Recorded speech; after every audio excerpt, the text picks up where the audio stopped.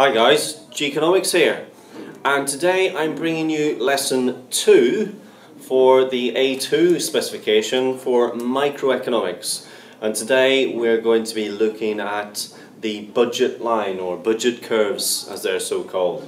So this follows on from what we were looking at in the previous lesson with regard to marginal utility theory. So, the budget line, what does the budget line show us? Well, it's the boundary of an individual's consumption set given the amount available to spend and the price of the goods and services that they are purchasing. So what does that mean in real life? What does this mean to us?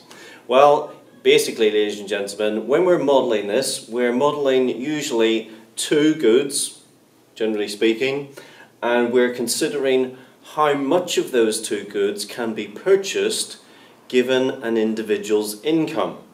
I'm just going to use the examples which are in the book because I think it's easier that way, and I'll use exactly the same numbers and so on and go through the diagrams in a systematic way, just working from first through to last with regard to the diagrams in your book.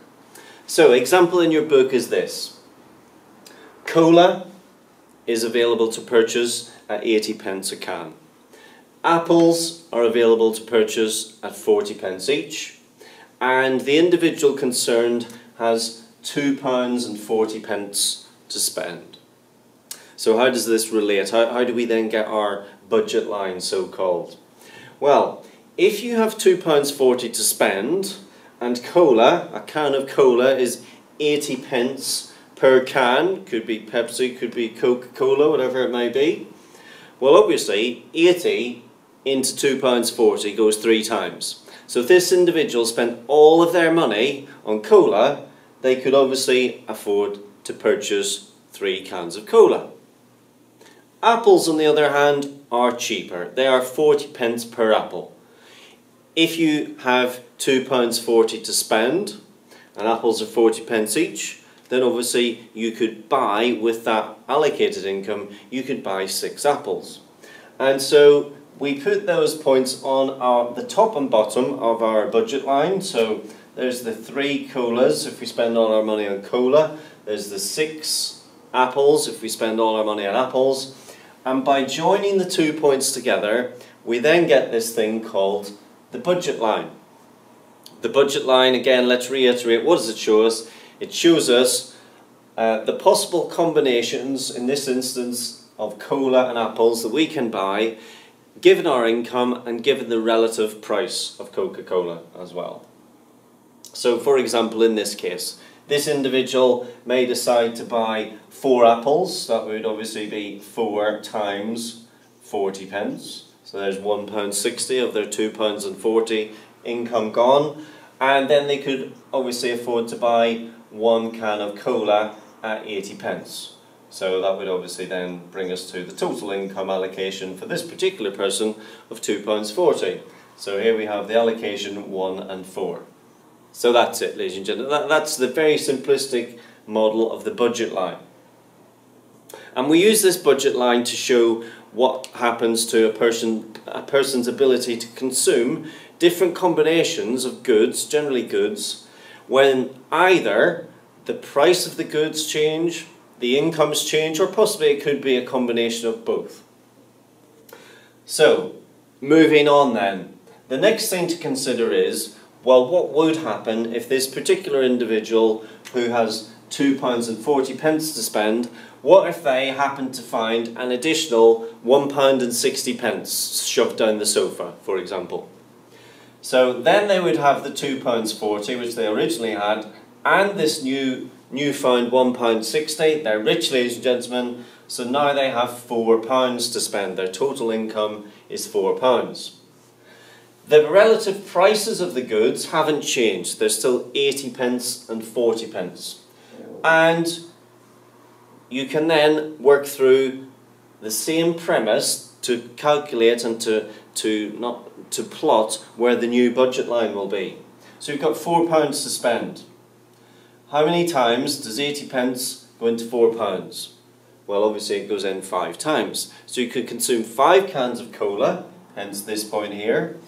Or if you spent all of your money on apples and you've got £4 to spend, then you could buy 10 of them, because each apple is 40 pence each. 10 times 40, £4. And hence you would move to this new budget line, BL2. So there's our original one when our income was £2.40. Here is our new one when our income has now increased to £4. So you can clearly see here that when an individual, a consumer, receives an increase in their income, the budget line shifts outwards, but of course the opposite would be the case if they received a reduction in their income, and the budget line would shift inwards and to the left. So that's the very simplistic form of budget lines. Now I just want to have a little look at what would happen if we had a change in the relative price of one of these goods and or services. So let me just adjust this camera equipment, ladies and gentlemen. I need a director or something to help me do this. Okay, there we go. So, now we're assuming that there has been a fall in the price of apples. I hope you can see that title, ladies and gentlemen, a fall in the price of apples. You'll recall in the example that we've just considered, apples were 40 pence. So now we're considering, well, what happens when the price of apples falls to 20 pence, and we're reverting back to our original income allocation, which was £2.40. Not the back of the sofa job where we had £4, we're back to £2.40. Now, before I go any further, ladies and gentlemen, if you are using the new Peter Smith A2 textbook, which is this one here, those of you studying OCR, for example, you're bound to be using this one, I'm sure. There's actually a mistake on that. So page 8, figure 1.5, the diagram's not right. The allocation for apples along that diagram is incorrect. So have a check of that when you're working through it in the new term. But anyway, back to the example. So originally we said you could buy either 3 cans of cola.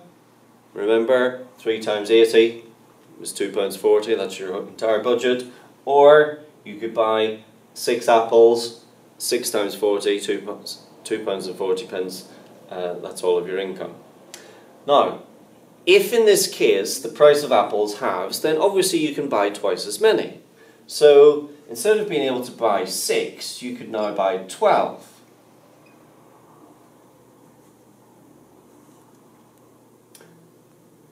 Now the interesting thing to note here, ladies and gentlemen, is that the budget line, it doesn't shift as it did when we had a change in income. So an increase or decrease in income shifts the budget line. Notice what happens here. Rather than there being a shift, it pivots around this point. And it pivots because the price of cola remains the same. It's only the price of the apples that have actually changed. And so it's the consumption set of apples which is actually going to alter. And as a consequence, the budget line, BL2 in this case, has pivoted around this point 3 on the y-axis where we're purchasing our cola.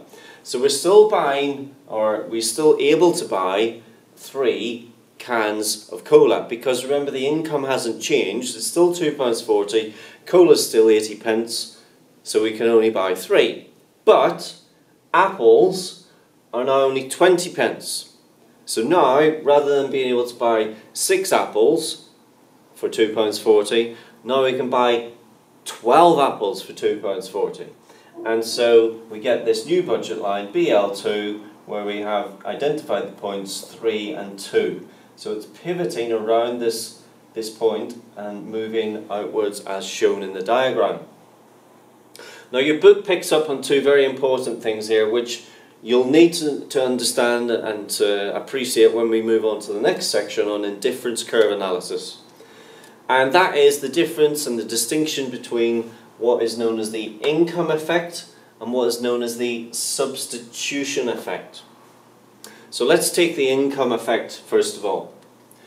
If there's a positive income effect, it means that you as the consumer are able to expand your consumption set. And we can clearly see that that's the case here, because we have moved from being able to consume 6 to being able to consume 12 apples. And let's not forget, in essence, this is almost the same as having an increase in our incomes, because if the price didn't change, so if the price, as you know, was originally 40 pence, and we were able to consume 6 items for £2.40, well, in order to be able to consume 12 apples at the new price, that's not right, in order to consume 12 apples at the original price of 40 pence, then rather than having £2.40 as your income, you would obviously require income to be £4.80. And so this income effect is showing us, yes, the price has fallen and we can increase our consumption set, but it's also showing us that this is, in effect, it's the same as having an increase in our income. Second point, the substitution effect. So there are a few things going on with the substitution effect here. The substitution effect is taking place because one would expect the rational consumer, and remember, not all consumers are rational, but expect the rational consumer to want to buy more of the cheaper good. So therefore, there'll be a substitution, and people will want to substitute. They will want to substitute apples for cola. They'll want to buy more apples instead of cola. So that is the substitution effect. And why does it happen? Well, a couple of reasons. Number one, the apples are, in relative terms, they're now cheaper. In relative terms now, the opportunity cost of every can of cola that you buy has gone up. So there's an increasing opportunity cost effect there. And the last thing that is written here is about the rationality of consumers. We are assuming that consumers are rational and they'll increase their purchases of the cheaper good.